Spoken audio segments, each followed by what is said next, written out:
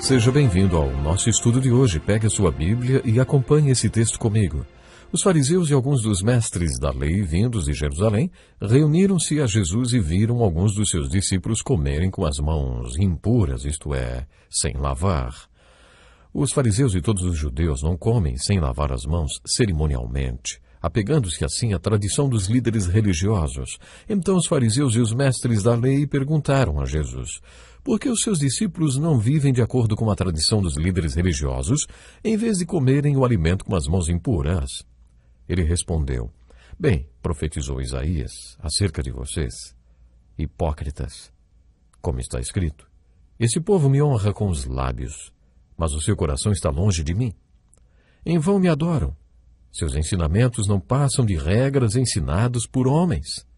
Vocês negligenciam os mandamentos de Deus e se apegam às tradições dos homens. Assim vocês anulam a palavra de Deus por meio da tradição que vocês mesmos transmitiram. E fazem muitas coisas como essa. Jesus chamou novamente a multidão para junto de si e disse: ouçam-me todos e entendam isto. Não há nada fora do homem que nele entrando possa torná-lo impuro. Ao contrário, o que sai do homem é que o torna impuro. Se alguém tem ouvidos para ouvir, ouça. O homem bom tira coisas boas do bom tesouro que está em seu coração, e o homem mau tira coisas más do mal que está no seu coração, porque a sua boca fala do que está cheio seu coração. Acima de tudo, guarde o seu coração, pois dele depende toda a sua vida. Guardei no coração a tua palavra, para não pecar contra ti. Mas o que ela diz? A palavra está perto de você, está em sua boca e em seu coração. E isto é a palavra da fé que estamos proclamando. Se você confessar com a sua boca que Jesus é Senhor e crer em seu coração que Deus o ressuscitou dentre os mortos, será salvo. Pois com o coração se crê para a justiça e com a boca se confessa para a salvação. Vocês ouviram os seguintes trechos da palavra de Deus: Marcos capítulo 7, versos 1 a 3, 5, 8, 13 e 16.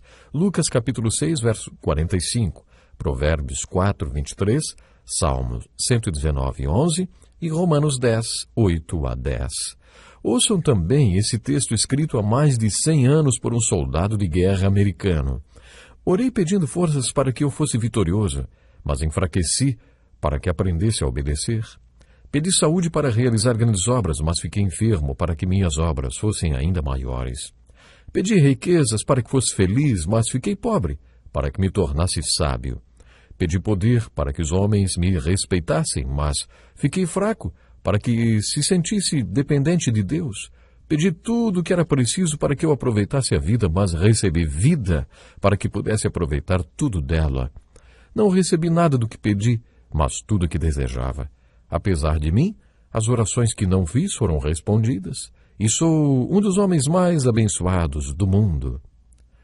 Sabe, esse é um exemplo de oração e de vida de um homem de Deus. Por que será que nossas orações costumam ser assim?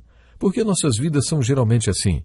Se prestarmos atenção às palavras de Jesus, poderemos responder estas perguntas. Ouça com atenção o que ele diz no Evangelho de Marcos, capítulo 7. Depois de deixar a multidão e entrar em casa, os discípulos lhe pediram explicação da parábola. Será que vocês também não conseguem entender? Perguntou Jesus. Não percebem que nada que entre no homem pode torná-lo impuro? Porque não entra em seu coração, mas em seu estômago, sendo depois eliminado. Ao dizer isso, Jesus declarou puros todos os alimentos e continuou: o que sai do homem é que o torna impuro. Pois do interior do coração dos homens vêm os maus pensamentos, as cobiças, as maldades, o engano, a devassidão, a inveja, a calúnia, a arrogância e a insensatez. Todos esses males vêm de dentro e tornam o homem impuro. Creio que nossas orações e nossas vidas parecem com a vida daquele soldado, porque Deus está determinado a cumprir o seu propósito em nossas vidas. Ele quer ver o perfeito caráter do seu Filho desenvolvido em nós, através do poder do Espírito Santo e do Cristo vivo. Deus está determinado a ver isso acontecer em nossas vidas. Quando tomamos a decisão de sermos discípulos de Jesus Cristo, alguém deveria ler para nós nossos direitos logo no início da jornada, porque Deus está tão determinado a ver isto acontecer que permitirá ou fará acontecer qualquer coisa que desenvolva em nós este caráter. Creio nessas palavras de Jesus do Evangelho de Marcos, capítulo 7. Jesus explica como esse caráter é desenvolvido. O ensino de Jesus sempre me impressionou. 38 anos atrás, eu participei de um curso sobre os sistemas e valores de Jesus Cristo, e desde então este assunto me fascina. Você já parou para pensar no que era realmente importante para Jesus? Você já refletiu sobre a essência do ensino de Jesus? O que o seu ensino significa para nós? Se captarmos a essência do seu ensino, vamos descobrir que o ensino de Jesus é o mais profundo que o mundo já teve. Isso não deveria nos surpreender, porque as Escrituras afirmam que ninguém jamais viu a Deus, mas seu único Filho tem comunhão íntima com o Pai. Jesus revelou Deus até o limite máximo da nossa compreensão. Foi isso que Jesus mostrou através da sua vida, obra e de cada palavra que proferiu e ensinou. Vamos refletir sobre a essência deste ensino. Acho que o ensino de Jesus tem realmente a ver com o caráter que Deus quer ver nos discípulos dele. Primeiro vamos ver como chegar na definição de caráter e depois veremos qual é a definição em si. Como você define caráter? Acho que tudo no mundo tem duas definições, a definição de Deus e a definição do homem. Se você conhece um pouco da palavra de Deus, tem uma ideia de como Deus define caráter. Mas se você não conhece a palavra de Deus, vai adquirir a definição que o mundo oferece através da cultura na qual está inserido, e isso não é nada bom. O texto bíblico no qual Jesus se referiu às tradições, encontramos a definição de caráter. Ele falou sobre as tradições dos líderes religiosos, dos mandamentos dos homens. Ele estava confrontando os líderes da igreja da época. Vocês não estão ensinando os mandamentos de Deus, mas dos homens. Essa tradição dos homens não tem nada a ver com a palavra de Deus. Vocês anularam a palavra de Deus com toda essa tradição e ensino. Jesus deixou claro que o caráter será formado a partir dos mandamentos dos homens ou dos mandamentos de Deus. Você terá de escolher. Você quer que seu caráter seja definido com base nos mandamentos dos homens, nos valores da cultura do mundo, ou nos mandamentos de Deus na sua palavra? O caráter sobre o qual Jesus está falando aqui vem do coração de Deus e é definido para nós na sua palavra. E é na palavra de Deus que devemos nos basear para que nosso caráter seja definido. E é claro que a melhor definição de caráter que o mundo já viu foi a de Jesus Cristo. Foi por isso que ele viveu aqui durante 33 anos, ao invés de vir em um dia e morrer pelos nossos pecados, pelos pecados de cada um de nós. Ele podia ter feito tudo de um dia para o outro, sabe? Mas passou 33 anos no mundo porque queria estabelecer o exemplo do tipo de caráter que Deus quer que tenhamos e como Deus quer que nós venhamos viver.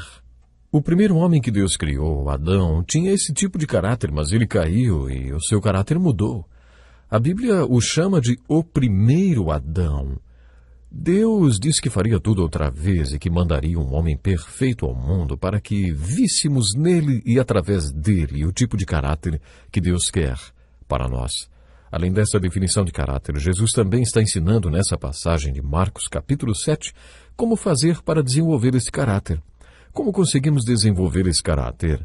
Encontramos pelo menos duas dimensões, dois fatores. O primeiro é o fator de fora para dentro, ou seja, o ambiente e o contexto em que nós vivemos.